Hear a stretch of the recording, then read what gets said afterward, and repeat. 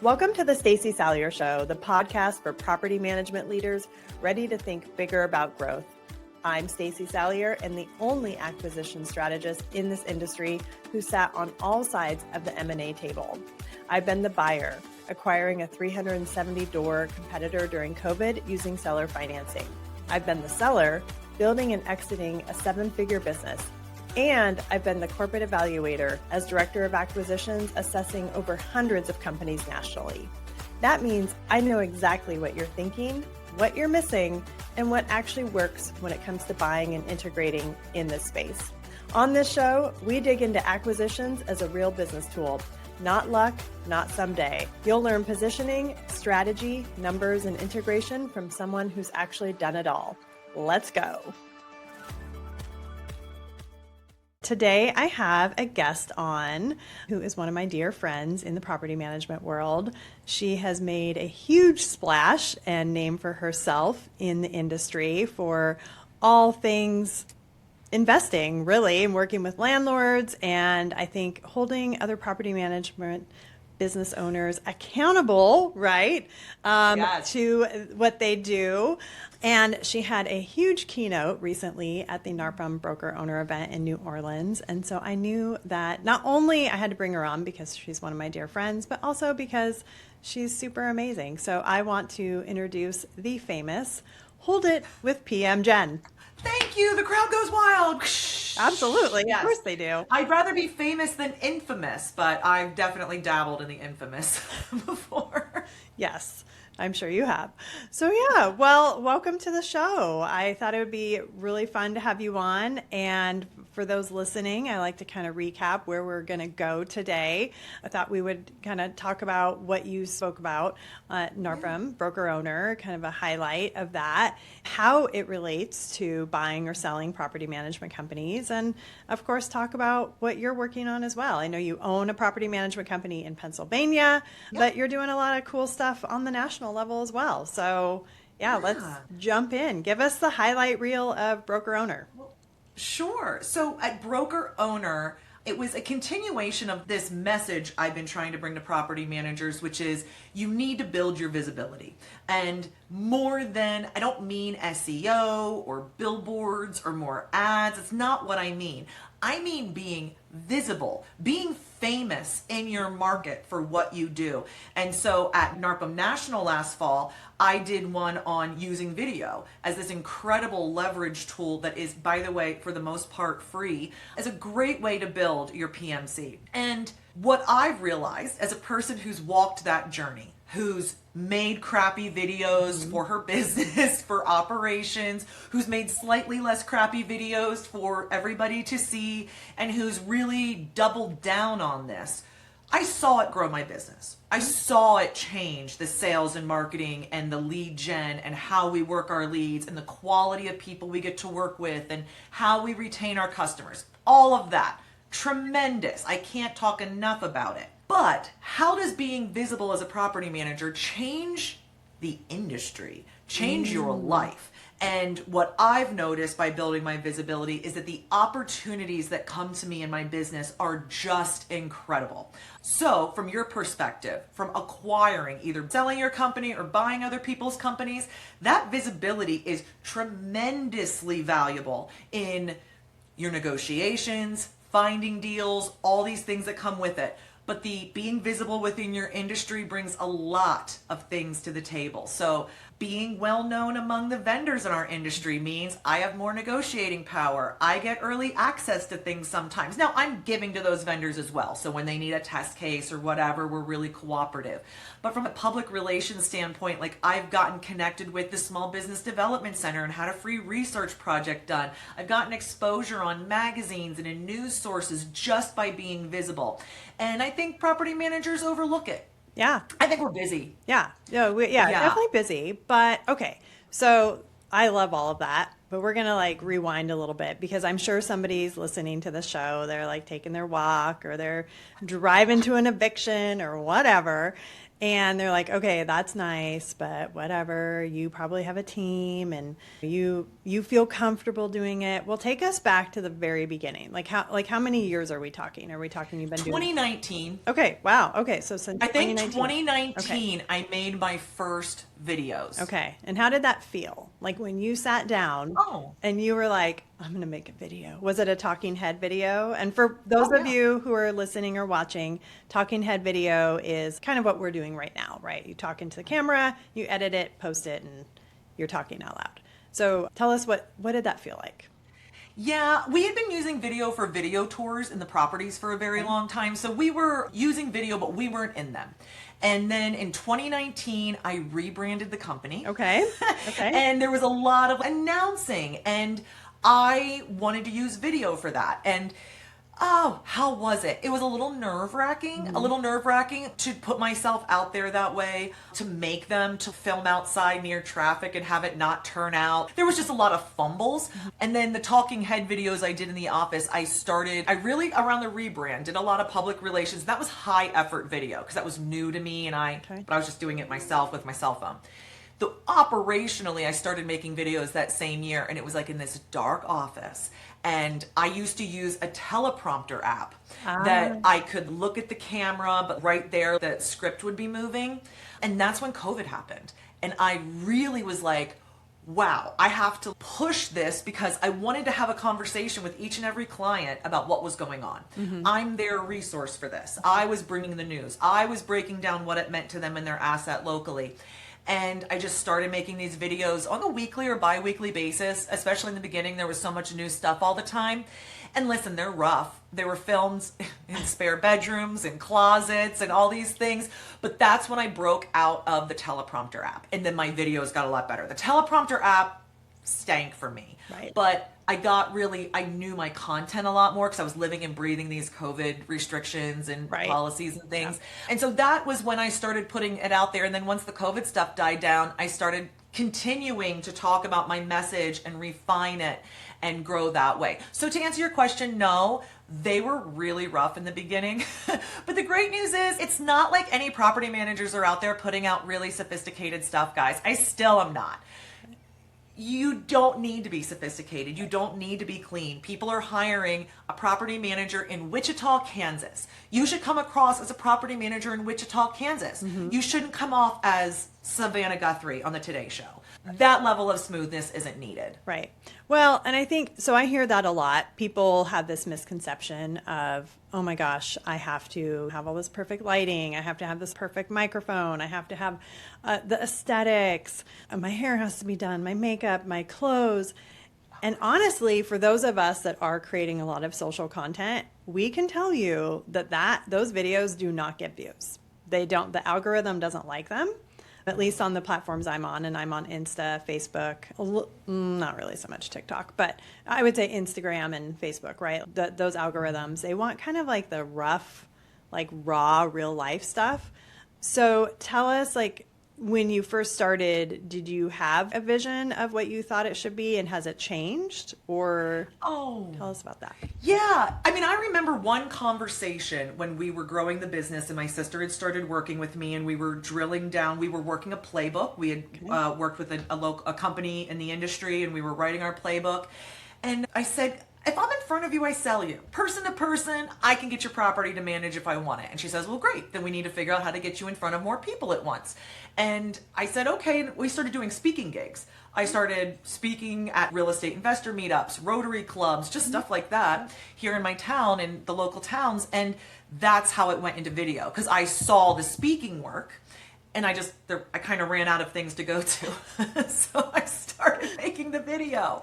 Very cool. Okay. So you started doing video in 2019. Did you see a huge return immediately? Or how long do you think it kind of took? The huge return that happened immediately was buying back some of my time. So particularly during COVID, right? I was replacing a lot of phone time with those videos. Okay. So in my opinion, I was giving my clients more with less of my effort. So that was an immediate payback. The next payback I saw was operationally, same thing. repetitive conversations, cut them down, right? People take your policies more seriously when you made a video about it too. When you make a pretty flyer on Canva about why you require something as a property manager, people are like, oh, this is an unbendable rule. She made a whole Canva graphic about it. Operationally, we save time with repetitive conversations. And then as I got better, I got bolder, I started putting things out on more platforms, and that's when I saw the sales impact. And integrating video into my sales process. So using it for one-on-one communications, moving people along, holding boundaries, lighting fires. Video is great for a lot of things. Okay. So I know that kind of goes a little bit maybe beyond visibility, but internally, so you have a video process for your sales process. Do you want to walk us through what that looks like?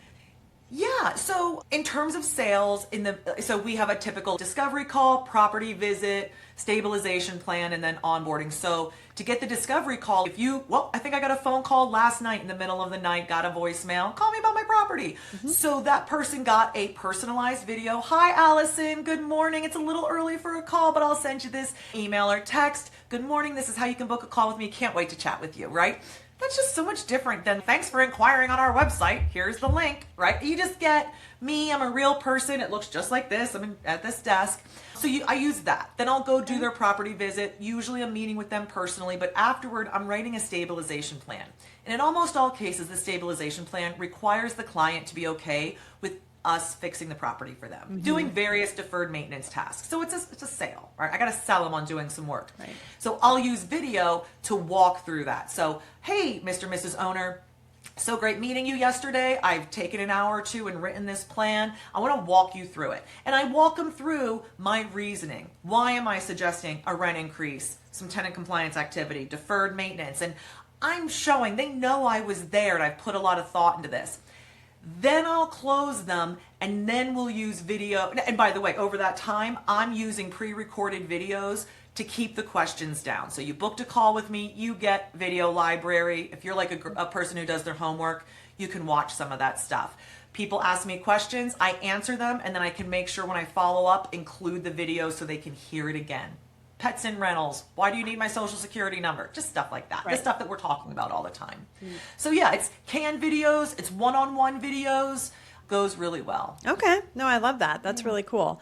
All right. And so then kind of going back to what you're talking about on stage in New Orleans, the visibility piece of it. Tell us more, and we're going to kind of tie this into why it's important if you're buying or selling your property management company, and why I think it is. I think you would also agree, right? It's really important. So tell us more about that. So why, kind of run us through what you talked about. Well, I don't come to this visibility campaign because I want property managers to be visible to get all the business, although that is a wonderful side product. Right. My thesis, the title of my keynote talk was buy and hold investors are being set up to fail and property managers are being called to lead.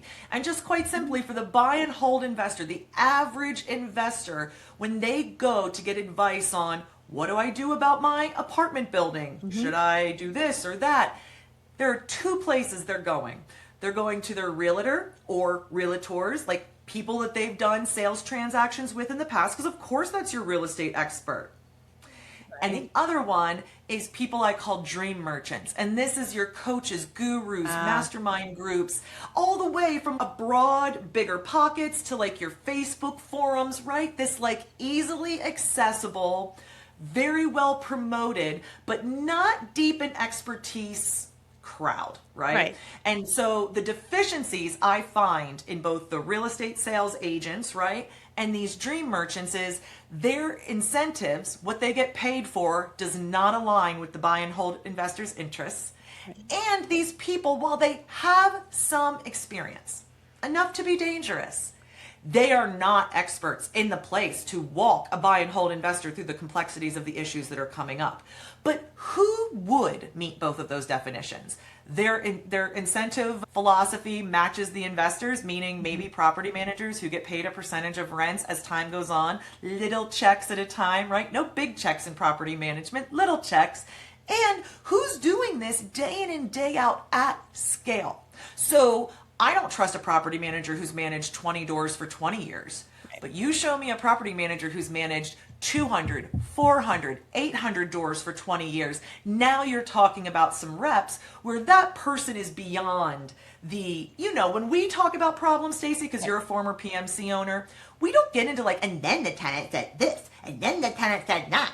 No. It is a very business-like, follow the process kind of thing. We've moved beyond that, and I think that's a signal of expertise. So what I want buy and hold investors to do is go, my realtor's great, and this is what I go to them for.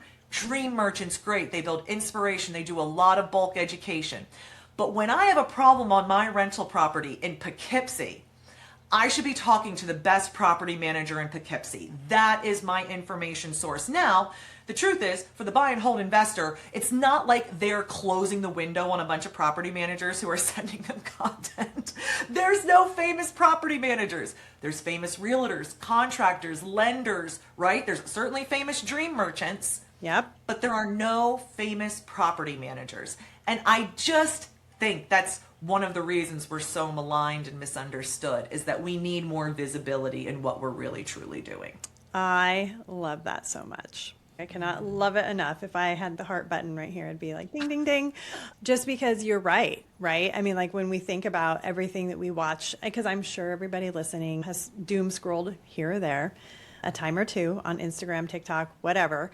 And you're right. I mean, there's a ton of real estate agents out there that have their presence. There's a ton of the gurus, as I call them, usually the dudes in front of the probably rented Lambo or whatever. And there's some good people out there doing some education. But I love that. So you're kind of on a mission, I feel, and I know we've talked about this offline before. I feel like you're on a mission to create an army of visible property managers who are the true experts around the United States. Is that fair? Yeah, my first draft of my keynote was literally military themed, and I said, you've been drafted. You've been signed up into my army of property managers growing visibility. But yeah, this is my belief that if we all, I'll call it lighting a candle, right? And that might be my LinkedIn account or my little newsletter or my local real estate investor group. Those are all candles of visibility. And I don't have to light a dozen on my own. But if every property manager lights one or two, wow, that's a lot of light. And the buy and hold investor now can see us. They're not sitting there in their living room going, you know what, I'm going to talk to somebody whose interests aren't aligned with mine and who doesn't really know what I need. They think they're going to an expert. You're not even on the grocery store shelf as an option to them. And that's the frustrating thing, is I want buy and hold investors to be able to find us. So when I think about that property manager in Eugene, Oregon, who goes, you know what, I'm going to make a TikTok account about how I love riding motorcycles and managing property and raising my kids. Great. Make one about how you like to surf off the coast of California and you like talking about fair housing. One thing I want to see from property managers is the diversity that we really represent, right? So when we're in a room together, we look like small business people, because that's what we are, and we're pretty gritty people because we're doing a really gritty business. And I love to see how people work their faith into it, how they work their former professions into it, other skills and talents. And so I see property managers talk about, maybe you're like an animal lover and you work with animal rescues and you're passionate about animals and rent. Talk about that.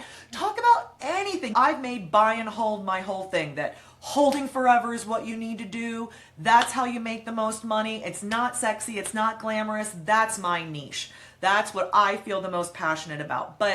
And I cuss and swear and do all these crazy things while I do it. Maybe there'll be somebody who's more conservative and tied up who talks about the same thing. That's valuable. It's all valuable. Okay. So what I'm hearing, and I kind of talked about this, I actually wrote about this a little bit a couple weeks ago in one of my newsletters, is you need to declare your flag, plant your flag in the ground, and whatever it is. And if it sounds like somebody else down the road, then it's not yours, right? So like in the way you're doing it. So maybe the buy and hold isn't necessarily different than maybe somebody in a different state or location would think of, but you are injecting your personality and the things that you love to do. I mean, you talk about how you love Diet Coke. Like I know when Hold It with PM Jen goes out, she always has 3 drinks in front of her. right? I know this because you're injecting that into your social media. And for those of you who don't follow PM Gen yet, which you need to, it's water, Diet Coke, and Sazerac. Well, iced coffee, protein drink, that's Right. the wild card. But always ice water, Diet Coke, and then a third. Right. Or a cocktail if it's Right. cocktail time. Right, right. Yes, I guess I shouldn't say that, make it sound like you drink alcohol all day long. Okay, 3-drink minimum. That's what I call myself, Yeah. the 3-drink minimum. Yeah. Because it's so awkward to sit at a restaurant. She goes, "Can I get you something to drink?" And I'm like, And she's, "Really? Just for you?" "Yep, I'm going to need all those." Yeah, well, I don't see anything wrong with that. I mean, why not? They always generally automatically bring water anyway, unless you're in maybe Southern California. But anyway, so for anyone listening today, and maybe they weren't in New Orleans, like how does somebody get started? What's one or two very simple steps that they could get off this, like listening to this podcast and declare something about themselves and then get started? How do they do it? I think there's room for everybody, right? Because I think when I talk about this, people go, "There's no way I'm going to make those cringy videos like you, Jen. So talk to someone else," right? Well, I'll start then with all the stuff you can do if you're positively allergic to putting yourself on video. I think real estate investor meetups, city council meetings, housing authority board meetings, these are local places in your town where a property management representative belongs. Very likely isn't there. There might be realtors, there might be homeowners, there might be tenants. There's not usually a property manager. I find we're not often invited. We're not thought of as critical to that conversation. Housing is a huge conversation in our country and in most communities. Being the property management expert in that room, got to show up consistently, got to participate and be informed. What a tremendous position to build visibility from. I really like that idea. And then you can take it a step further. If you like and enjoy that a lot, grow your visibility by working at the county level, the state level, or even the national level. And usually when you're going to do those things, you're going to do it under the umbrella of a trade organization, but you can do it independently. You could go sit on your real estate commission board. You could be on your local realtor association board, right? If you're part of that organization, great to have a property manager in those rooms. Love to see it. And so if you're not into the online publicity thing, you can be that local celebrity very easily, taken very seriously by dedicating yourself to those things. And that's a matter of finding out what's going on, putting it on your calendar, and showing up. Doesn't cost anything but your time. Okay. And that is a huge suggestion. Now, if you're not allergic to video, if you have the blood type where you show up on camera and can actually do that, well then, there are no freaking rules. I mean, you already said you're on LinkedIn, Facebook, Instagram are your primaries. LinkedIn is my primary. I'd like to think YouTube is my secondary, but we're working on things. Everybody has a place they can go. You could go on Truth Social. You could go on Snapchat. You could do anything that you like and makes sense for you. And double down on where you want to be. So if you're new to this and you don't know, where are you spending your time now? Right. Go there. So if you love TikTok, you spend a lot of time on TikTok, be on TikTok. The key is, people will say you have to be consistent and you have to be yourself. Well, you're not going to do that in a place where you don't get it. Correct. And you don't feel like you get it. That's kind of like me and Instagram. I'm on Instagram and I'm gaining a little traction there. But man, I'm not native to that. Right. I don't feel it. I'm losing touch with Facebook. Okay. Who would have known? I thought I was like a Facebook forever kind of girl. I'm not loving the vibe there. And you made a point about figure out what your point of view is or what you want to be known for or what you want to talk about. And I agree with that. But I'll just add a little caveat. And if you change your mind, that's okay too. Yeah. Oh, yeah. Absolutely. You can totally change your mind. In fact, if you go back, so when I launched this business, if you go back into all my original videos, they're totally different. And they're also moderately cringy. And it would take me an hour to edit one talking head video. And I hated listening to it. Now I literally am just like, my family is like, oh my God, can you turn down the volume? Because they'll hear me say something over and over and I just edit and I don't even care. You realize nothing bad happens. No, it doesn't. Right? Yeah. I used to be much more precious about my content, and now I'm like, nobody dies, nobody cares. I'm the only one who sees the error or the mistake, or I said something mumbly. Right. Well, and you know what's funny? So I have this saying is at the end of the day, even if somebody comments something negative, thank you so much for bumping me in the algorithm. I appreciate that.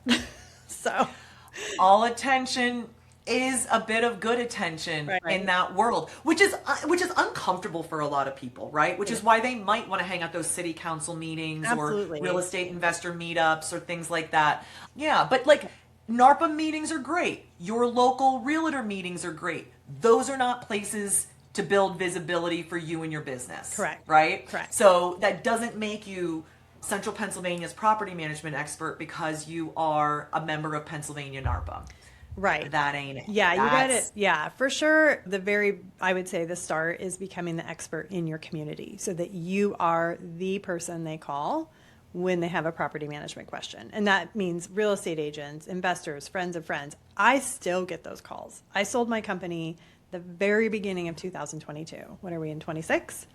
I still, to this day, like from real estate agents, other investors, friends of friends, and they will still call on me because I worked really hard in my community to become that expert. And I didn't use video to do that. I showed up. And I bet at your funeral, one of these people is going to show up with a lease and go, could Stacey just look at this quick before you put her down? Yeah. I mean, that's how I feel too. You're Right. right. Once you've been in enough of these rooms and build enough of a reputation, I mean, if you do lunch and learns with local real estate agencies, that's great. All these people need to know is you'll pick up the phone and direct them to the Landlord Tenant Act, the rule about this, because they've got a client they're trying to answer questions for. So being that resource, adding that value, your number will get saved. You will get business. You will grow visibility. 100%. And then in turn, we will raise and elevate the industry because I think that's where, I mean, you and I definitely agree is that we're still really looked down upon. Landlords and professional property managers,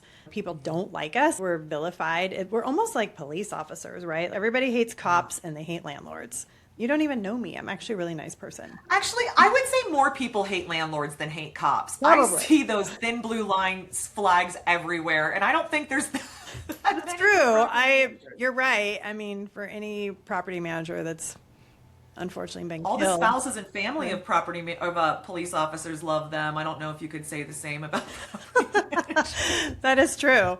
That is true. So yeah, I love that you're on a mission to change that and help educate everybody and I would say too to people, use the forum and communication you love to do. So if you're a writer, Substack might be your jam. Writing articles on LinkedIn might be your jam. It doesn't have to be video. I mean, I think that video, of course, makes you the most visible on the internet, but it doesn't mean that you have to do it that way. I mean, blogs are still a thing. Those are really important for your SEO. So there's a lot of different ways you can get started. I think the key is just that mindset shift, right? I talk a lot about mindset in my business. You just have to make the decision and move over. And practice. Yeah. And I'd say the thing about visibility, growing visibility that people will get off track on is that like anything, it's a new skill. So you have all the intentions, just like working out. Oh, I'm going to start a workout program. And you do it for a while and it gets hard or difficult or inconvenient or whatever, and you fall off. It's about it's just like anything else, getting back on and keeping on going through the uncomfortability. That first negative comment, that first time that you have an exchange, feedback, whatever, where maybe somebody was like, who do you think you are? Or they fight with you, or they argue with you, or they pressure test you a little bit. And it can be easy to go, oh, I gotta go back, I gotta be safe. You don't. Nope. And it's just, I'm confident, you're confident in this, but we're past that stage, right? We have seen the results. We're never going to stop doing our workout program, or in this case, our visibility program. And so I just think for new people, working through that discomfort, for some people, it's how they look and sound on camera. For some people, it's the technology. For other people, it's like the public feedback, or old childhood trauma. I mean, if you were a little girl in like the 60s, 70s, 80s, we were told like, don't be full of yourself. Don't be arrogant. Don't, it's like the worst thing a young girl could be is full of herself or think she was something. That's a lot to get over as a 44-year-old woman in 2026 trying to use these platforms. Like, who the hell do I think I am? And that's just middle school girl talk in my head. That's all that is. It's just in my head. Crazy. I need to move through that. And I have, and you will too if you want to. Yeah. Yeah. So yeah, the stories that we tell ourselves, right, as to why we can't do something. So I think, again, that really boils back down to mindset and whatever it is you feel like you need to reach out to, whether it's like reading something or, I don't know, going back to therapy. Because if you really want to be visible and increase your visibility and help raise the industry standards, then we all need to move forward and be visible. I mean, as you said, like we do stuff at such a massive scale. In fact, I was talking to a friend this morning and I said, there's a big part of me that really misses like that summer rush of like turning homes, 10, 20, however many at a time. And I'm like, gosh, I really miss that. I was really good at that. Like that project Get on management. out here. You can do it again. I know. I'm going to get calls like, oh, would you like to swing by our company? And feel free.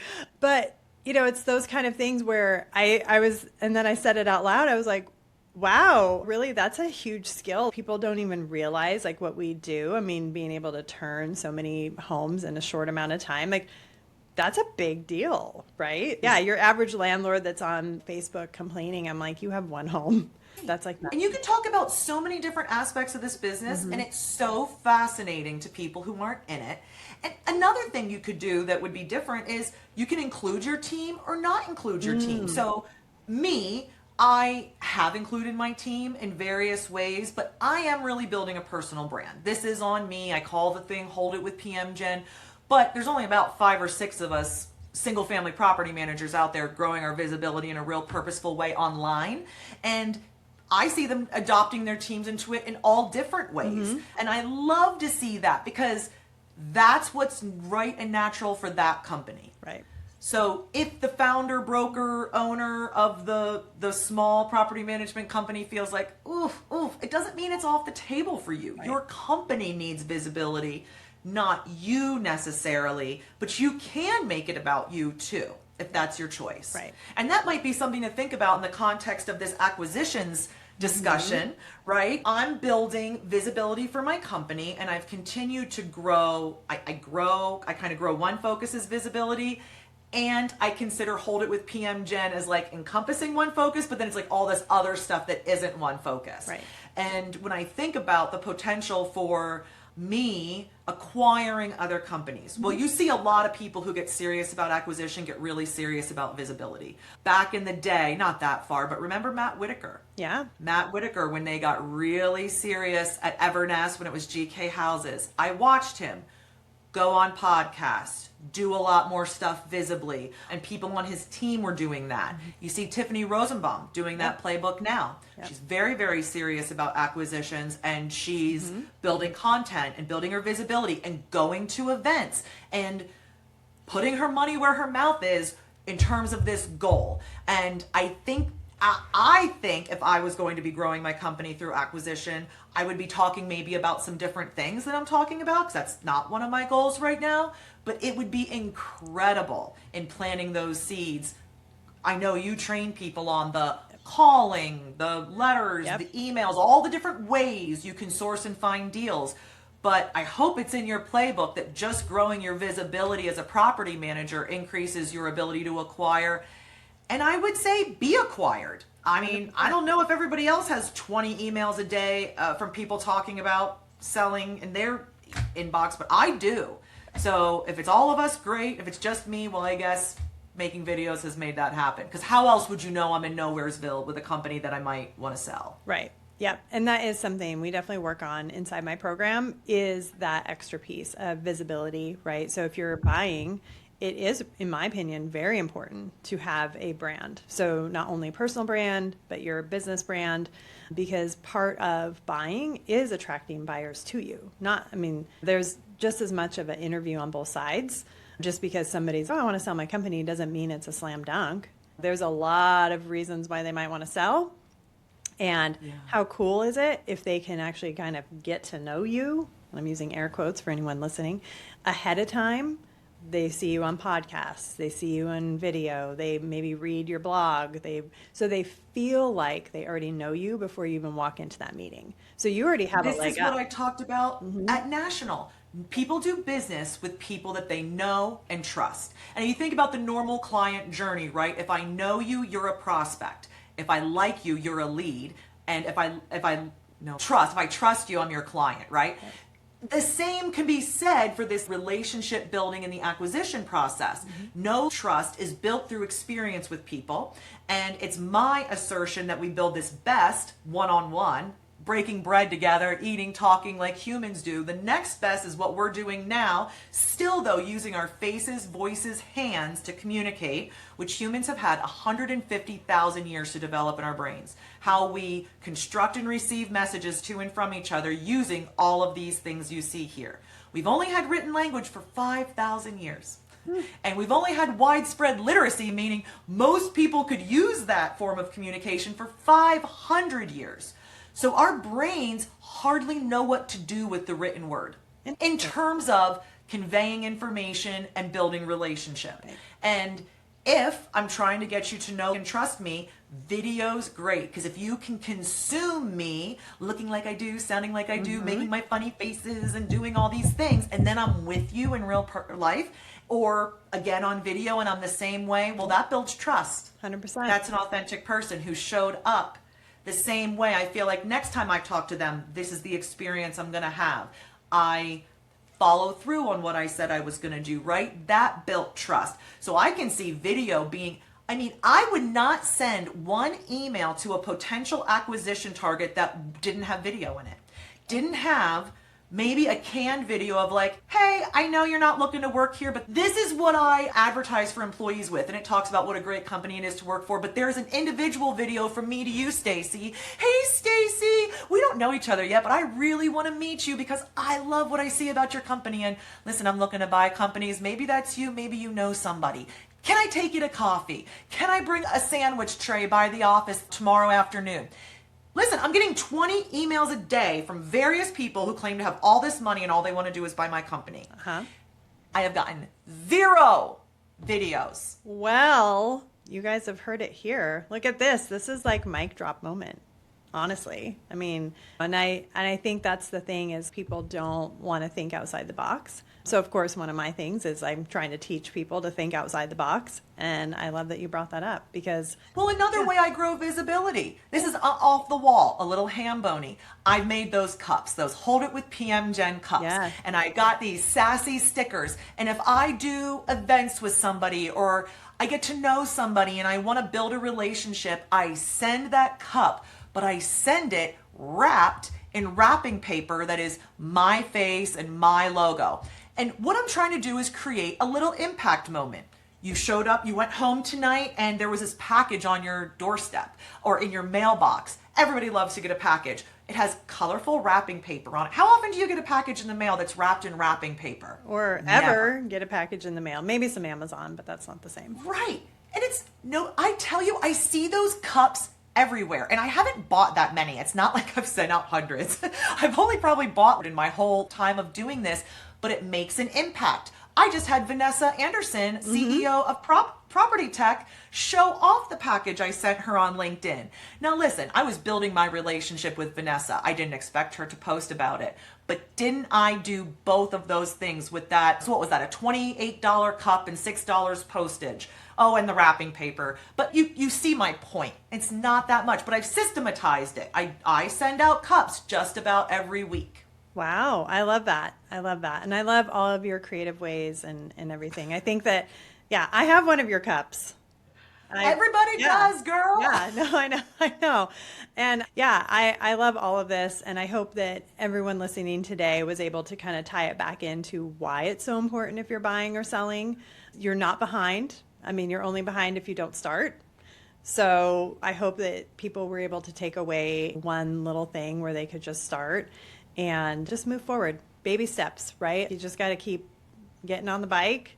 And then one day you're going to be in a cool bike race. I don't know. I'm trying to think of some weird analogy. And this builds. Like even the old stuff that you did last year that you're not that happy with, it's still out there Yeah, working for you. And 100%. if you look at my video library and go back in time, you see me gain 150 pounds in the past. I used to weigh a lot more. I had a lot poorer quality video, a lot poorer quality delivery, but I let them be out there because that's what I was. And this is what I am now. And I think anybody who's a human understands transformation, and to hide my past, to hide all that isn't real or authentic. And I think it goes a long way. So all I'm saying is have no fear, do anything, and don't copy everybody else because you just look dumb and weird. Yeah. Do whatever makes sense to you. Yeah. Yeah. Be yourself. Be yourself as far as building your company brand and your personal brand. Everybody has something special in their company that they're doing. And even if it's something really tiny, that is what you should build your brand on as far as what matters to you and your team. It'll matter when you go to sell your business, because anybody that has built an amazing business in a community, I mean, your valuation is going to be higher. And then same when you're going to buy, that seller is going to be looking at you. And how cool, like I talked about just a few minutes ago, if they can consume part of you before they even actually meet you in person, that makes a huge difference because that trust factor is already there. So, yeah. Take away the no before it's said, right? Yeah. They have, like, somebody writes you an email or leaves you a voicemail and you don't know them. How much reason do I have to call them? Right. Yeah. Well, no, I mean, you don't have any. I mean, and we all get those spam emails.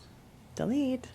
Yeah. Find a way to use video in your communications, particularly those cold reach outs. I think if I was trying to buy a company right now, that's the most actionable thing I could take is like, how do I make that intro email and then the ones that move it forward, right? Because it's just like any kind of sales. You kind of move those people through a pipeline, your acquisition targets. Yep. How can I use video in this to stand out, to get better results, to build that relationship quicker?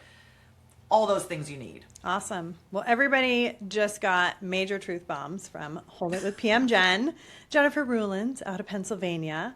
So is there anything that you want to share with my listeners as far as what you've got going on, where you might be speaking, anything like that? Yeah. North Central PA landlords, you want us to be your property manager, onefocuspm.com. But if you are hosting an event for real estate investors or even maybe property managers, I am speaking. I am doing a tour. I have a speaker sizzle reel that's coming out really soon, but this is all part of the mission to build my visibility toward changing the industry. Like I said, my goals have gone a little bit beyond growing the company at this point. So NARPM state chapters or any other kind of chapters that want to have a speaker. If you have a real estate investor meetup that happens close there, I might come out and do that because then I could talk to the investors as well. Listen, I'm still not that expensive and super reachable. That won't be that way forever. This visibility train is on the tracks, but for now I am. And I'm very generous, especially with NARPM folks, and I'm still talking to property manager audiences. Eventually, I'll just talk to investors because that is really who I'm interested in and passionate about. But yeah, that's what I'm looking for is opportunities to speak, opportunities to be on podcasts that are well aligned with me, and friends. Yeah, talk to me and be my friend. Yeah, and I will say I am Jen's friend, and we leave some fun video messages back and forth. Video or audio, whatever you call that. Well, get on Google and give me a 5-star friend review. I will do that for sure. I know that'd be kind of cool because it's harder to make friends as we get older. But anyway, I don't want to derail this particular episode. But I will say Jen is amazing. She's a great speaker, super energetic. I mean, very engaging. I mean, she dropped some awesome truth bombs right here. So I hope that everybody listened today and had at least one takeaway. Your contact info will be in the show notes. So if you don't follow Hold It with PM Jen, go down into the show notes, click all the follows, and you can find her. Some of her TikToks are amazing and have gone viral. Yeah, the TikToks, guys, are really just for me. I mean, I put them out there publicly. That is, I call it becoming PM Jen, and that is where I put weird stuff. Well, they go viral, so I mean, TikTok really loves them. So okay. You do a great job. You do a great job. I treat it like my personal video library that like when I make them, I go, one day when I'm a really big deal, I'm going to look back on these and love them. That's what I think about. Well, I love them now. So you have at least one TikTok fan. You have a ton of TikTok fans. They're going viral. You have all those likes. So Keep it up. Yeah. So thank you everyone for tuning in today, listening. I cannot wait to see everybody building their personal brand and their company brand. And if you ever have questions, feel free to reach out as well. You can find my contact in the show notes as well. And we will see you next time. Thanks for listening to the Stacey Salyer Show. Here's the deal.